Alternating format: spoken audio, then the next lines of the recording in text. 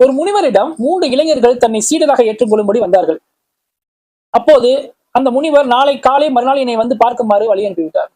அவர்கள் போன பிறகு தன் மனைவியிடம், இவர்கள் நாளை காலை வரும்போது என் காதில் ஓணாம்பூந்து இறந்து விட்டதாக அவர்களிடம் தெரிவிக்குமாறு சொல்கிறார். அவர்களும் மறுநாள் காலை வரும்போது மனைவியும் அவ்வாறே தெரிவிக்கிறார்.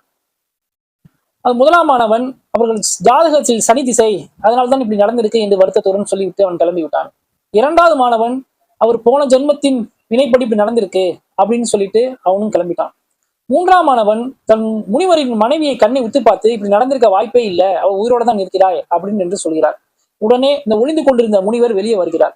எப்படிப்பா கண்டுபிடிச்ச அப்படின்னு என்று அந்த மாணவரிடம் கேட்கும்போது அவன் சொல்கிறான், உங்கள் மனைவியின் கண்ணை உத்து பார்த்தேன், அதில் ஒரு துளி கூட கணவன் இறந்த துக்கம் காணவில்லை. மற்றொன்று, காதில் ஓணாம்பூந்து ஒரு மனிதன் இறக்க நடக்காத காரியம், இதனால தான் நான் உறுதியாக சொன்னேன் என்று சொல்கிறான். அதற்கு அந்த குரு இப்படி விவேகத்துடன் செயல்பட்ட மாணவனை தன்னுடைய சீடராக ஏற்றுக்கொள்கிறான். இந்த கதை என்ன தெரியுதுன்னா, வேகம் மட்டும் முக்கியம் இல்லை, ஒரு மனுஷனுக்கு விவேகம் கண்டிப்பா முக்கியம். 2ம் கலந்தா தான் வெற்றி கிடைக்கும். இந்த கதை பிடிச்சிருந்தா லைக் பண்ணுங்க.